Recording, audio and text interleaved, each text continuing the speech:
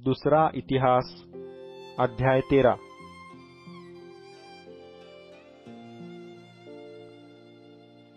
यराबामाच्या कारकिर्दीच्या 18व्या वर्षी अबिया यहुदावर राज्य करू लागला। त्याने यरुशलेमेत 3 वर्षे राज्य केले। त्याच्या आईचे नाव मिखाया, ही गिबा येथील उरिएल याची कन्या। अबिया व अराबाम यांची लढाई झाली। अबिया मोठमोठ्या लढवय्यांचे 4 लक्ष सैन्य घेऊन लढाईस उभा राहिला। इकडे यराबाम मोठे शूरवीर असे निवडक 8 लक्ष पुरुष घेऊन त्याच्याशी सामना करावयाचा व्यूह रचून सिद्ध झाला। अबिया एफ्राईमाच्या डोंगरवटीतल्या समाराईम पहाडावर उभा राहून बोलला, हे यराबामा, अहो सर्व इस्रायलांनो, माझे ऐका।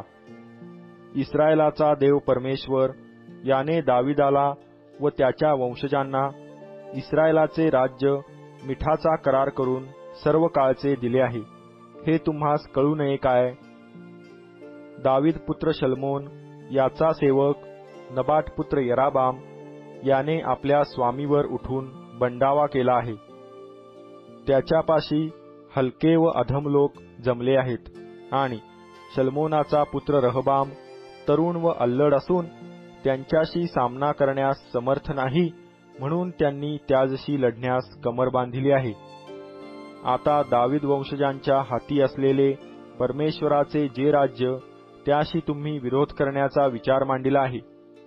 तुम्ही एकवट होऊन तुमचा एक मोठा समुदाय झाला आहे आणि यराबामाने जी सोन्याची वासरे तुमचे देव व्हावे म्हणून बनवली ती तुमच्याजवळ आहेत। तुम्ही परमेश्वराचे याजक, जे अहरोनाचे वंशज आणि लेवी, त्यास घालवून देऊन इतर राष्ट्रांच्या लोकांप्रमाणे आपले याजक केले आहेत, हे खरे ना?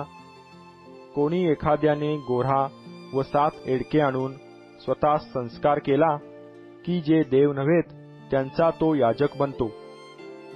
आमच्या लोकांचा देव परमेश्वर आहे, आम्ही त्यास सोडिले नाही। आणि परमेश्वराची सेवा चाकरी करणारे जे याजक आमच्यापाशी आहेत ते अहरोनाचे वंशज आहेत आणि लेवीही आपापली कामे करीत आहेत। ते नित्य सकाळी व संध्याकाळी परमेश्वराप्रित्यर्थ होमबली व सुगंधी धूप जाळीतात। ते शुद्ध मानलेल्या मेजावर समर्पित भाकर मांडितात। सोन्याचा दीपवृक्ष व त्यावरचे दिवे दररोज संध्याकाळी ते उजळतात। आम्ही आपला देव परमेश्वर याची आज्ञा पाळीत असतो, पण तुम्ही त्याला सोडिले आहे। पहा, आमच्याबरोबर आमच्या पुढे देव आहे। तुमच्या विरुद्ध लोकास इशारा देण्यासाठी त्याचे याजक करणे हाती घेऊन असतात। इस्रायल लोक हो, तुम्ही आपल्या पूर्वजांचा देव परमेश्वर याजशी लढू नका, तुम्हास यश यावयाचे नाही। तरी पण यराबामाने दबा धरणाऱ्यास वळसा घालाव्यास सांगून शत्रूच्या पिछाडीस पाठविले। या प्रकारे यहुदाच्या आघाडीस ते होते व पिछाडीस दबा धरणारे होते।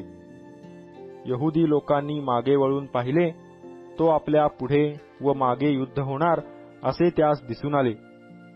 तेव्हा त्यांनी परमेश्वराचा धावा केला आणि याजक करणे वाजवू लागले। यहुदी लोकांनी जयघोष केला।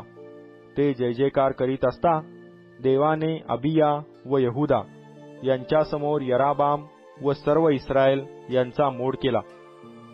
इस्रायल लोक यहुदा समोरून पळाले आणि देवाने त्यास त्यांच्या हाती दिले। अबिया व त्याचे लोक यांनी त्यांची मोठी कत्तल उडवली। त्या दिवशी इस्रायलातल्या 5 लक्ष निवडक पुरुषांचा संहार झाला।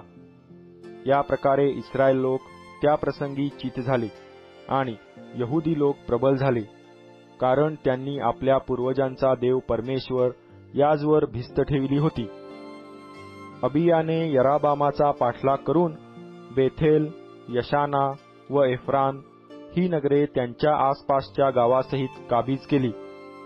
अबियाच्या कारकिर्दीत यराबाम पुन्हा काही सावरला नाही। परमेश्वराने त्यास ताडण केल्यामुळे तो मृत्यू पावला।